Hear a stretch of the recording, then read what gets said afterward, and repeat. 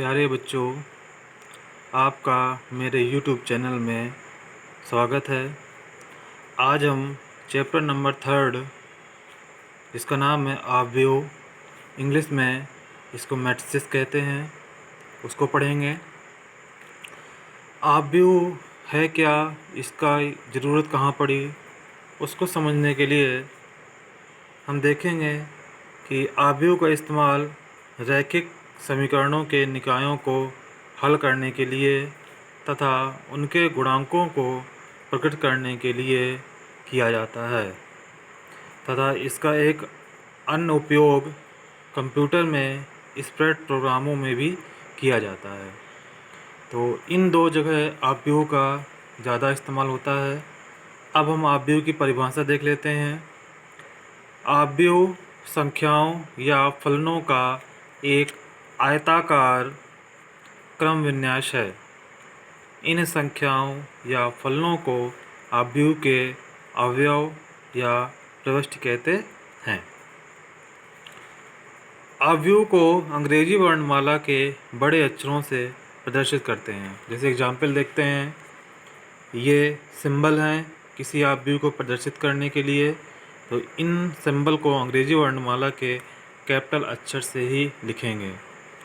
अवयव को दिखाने के लिए हम एक आयताकार बॉक्स बनाते हैं तथा उसके अंदर अवयव के अवयव, इनको हम लोग इस क्रम में लिखते हैं। इनके अंदर कोई कॉमा नहीं लगाया जाता। एक सिंपल तरीके से इनको इस टाइप से लिखते हैं। तो इस तरह की जो भी रचना है वह अवयव होती है। इस आयताकार क्रम विन्यास में क्षैतिज रेखाएं तथा ऊर्ध्वाधर रेखाएं होती हैं। ये आपकी क्षैतिज रेखाएं हैं तथा ये ऊर्ध्वाधर रेखाएं हैं।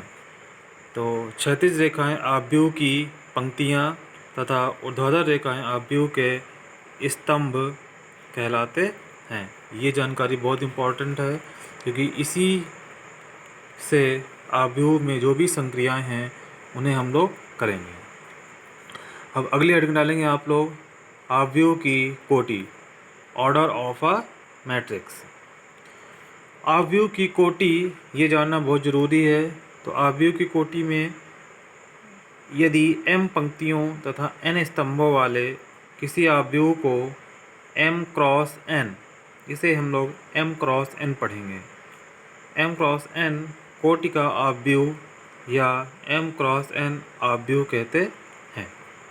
सपोज दैट एक अवयव है c = 3, 4, 8, 7, 11, 2 के अवयव में जो कोटि होगी वो होगी 2 क्रॉस 3। मतलब सबसे पहले हम लोग पंक्तियों की संख्या लिखते हैं, फिर क्रॉस लगाते हैं, उसके बाद स्तंभों की संख्या लिखते हैं। यहाँ पर पंक्तियों की संख्या 2 है, पहली पंक्ति तथा दूसरी पंक्ति, तथा स्तंभों की संख्या यहाँ पे 3 है, पहला स्तंभ, दूसरा स्तंभ तथा तीसरा स्तंभ। तो किसी भी अवयव की कोटि लिखने के लिए हम उस अवयव में उपस्थित पंक्तियों की संख्या, क्रॉस तथा स्तंभों की संख्या से लिखते हैं। एक ट्रिक है, आपको पहले हम लोग पंक्ति लिखेंगे, बाद में स्तंभ। मीन्स RC से आप लोग याद कर सकते हैं। R means row, C means column. तो RC से आप लोग याद कर लें, पहले हम पंक्ति लिखते हैं, बाद में स्तंभ। पहले स्तंभ नहीं होगा, अन्यथा आपका गलत हो जाएगा। अब यदि हम एक जनरल अवयव की बात करें, यदि हम किसी m क्रॉस n कोटि का अवयव बनाएं तो इस तरह से हम लोग अवयव बनाते हैं। मतलब पहला अवयव A11, मतलब पहली पंक्ति पहला स्तंभ का अवयव, पहली पंक्ति दूसरे स्तंभ का अवयव, पहली पंक्ति तीसरे स्तंभ का अवयव। इसी प्रकार से पहली पंक्ति और n स्तंभों का अवयव A1n होगा। इसी प्रकार से दूसरी पंक्ति पहला स्तंभ, दूसरी पंक्ति दूसरा स्तंभ, दूसरी पंक्ति तीसरा स्तंभ। इस तरह से हम लोग सभी अवयव को क्रम से लिख लेते हैं।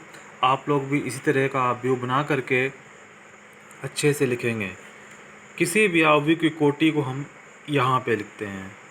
तो आप यहाँ पर m क्रॉस n, क्योंकि इसमें m पंक्तियाँ हैं तथा n स्तंभ हैं।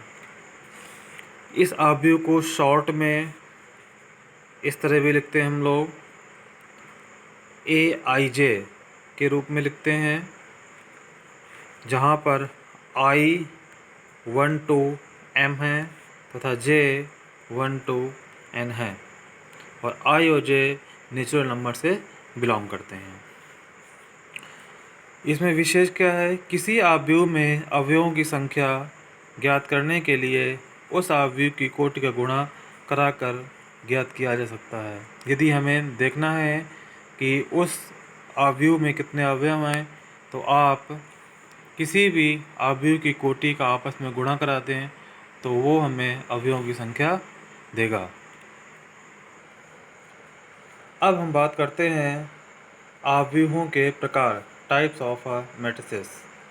तो ये कई प्रकार के आव्यूह होते हैं। जैसे पहला स्तंभ आव्यूह, कॉलम मैट्रिक्स। एक ऐसा आव्यूह जिसमें केवल एक स्तंभ होता है स्तंभ आव्यूह कहलाता है। मतलब यदि कोई आव्यूह A = जिसमें सिर्फ एक ही स्तंभ है, आपकी पंक्तियाँ कितनी भी हो सकती हैं लेकिन स्तंभ केवल एक होगा, तो वो स्तंभ आव्यूह कहलाएगा। नेक्स्ट, पंक्ति आव्यूह, इसे हम लोग रो मैट्रिक्स कहते हैं। एक ऐसा आव्यूह जिसमें केवल एक पंक्ति होती है पंक्ति आव्यूह कहलाती है। जैसे A = √5 2 3 7 कुछ भी हो सकता है। तो यहाँ पर पंक्ति एक ही होगी, स्तंभ कितने भी हो सकते हैं, तो वह पंक्ति आव्यूह है। नेक्स्ट, वर्ग आव्यूह, ये इम्पॉर्टेंट है। स्क्वायर मैट्रिक्स, इसमें एक ऐसा आव्यूह जिसमें पंक्तियों तथा स्तंभों की संख्या समान होती है वर्ग आव्यूह कहलाते हैं।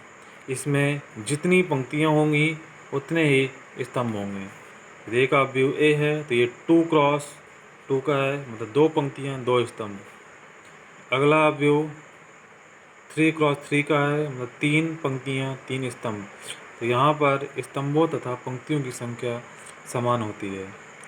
वर्ग आव्यूह में यदि विकर्ण अवयवों की बात करें तो इसका जो विकर्ण ये होता है, इसके अंदर जो भी अवयव होते हैं वो विकर्ण अवयव कहलाते हैं। अगला विकर्ण आव्यूह की बात करते हैं, डायगोनल मैट्रिक्स। ये एक वर्ग आव्यूह विकर्ण आव्यूह कहलाता है यदि विकर्ण के अतिरिक्त इसके अन्य सभी अवयव शून्य हों। मतलब विकर्ण आव्यूह को एक वर्ग आव्यूह होना आवश्यक है तथा इसके जो भी विकर्ण होगा उसके अलावा अन्य सभी अवयव शून्य होंगे। यहाँ पे इस विकर्ण के अलावा बाकी जितने भी अवयव हैं वो सारे शून्य हैं, तो यह विकर्ण आव्यूह कहलाएगा। नेक्स्ट है अदिश आव्यूह, स्केलर मैट्रिक्स। एक विकर्ण आव्यूह अदिश आव्यूह कहलाता है यदि इसके विकर्ण के सभी अवयव समान हों। अदिश आव्यूह होने के लिए विकर्ण आव्यूह होना जरूरी है, और साथ ही साथ इसके विकर्ण के जो भी अवयव होंगे उन्हें समान होना चाहिए। यदि यहाँ पे -2 है तो यहाँ पर भी -2 होगा। यदि हम अगला आव्यूह देखें तो यदि यहाँ पे 4 है तो यहाँ पर भी 4, यहाँ पर भी 4 होना चाहिए, तभी यह अदिश आव्यूह कहलाएगा। नेक्स्ट देखते हैं हम लोग 6 नंबर तत्समक आव्यूह, इसे आइडेंटिटी मैट्रिक्स कहते हैं। ये भी इम्पॉर्टेंट है, इसका इस्तेमाल क्वेश्चन में होगा। एक वर्ग आव्यूह जिसके विकर्ण के सभी अवयव एक होते हैं तथा अन्य सभी अवयव शून्य हों तत्समक आव्यूह कहलाता है। इसे अंग्रेजी वर्णमाला के कैपिटल I से प्रदर्शित करते हैं।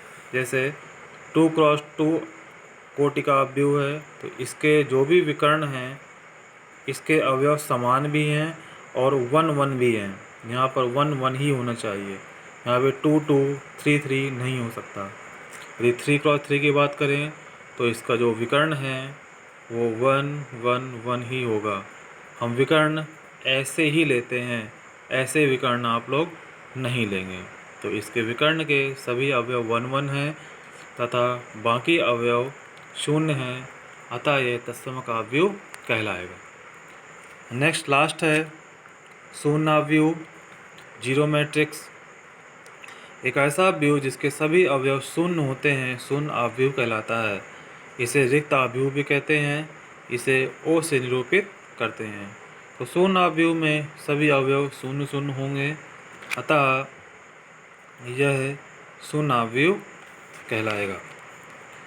अगली हेडिंग है अवयव की समानता। इस पर भी कुछ क्वेश्चंस आ जाते हैं एक एक नंबर के, तो इसको भी समझ लेते हैं।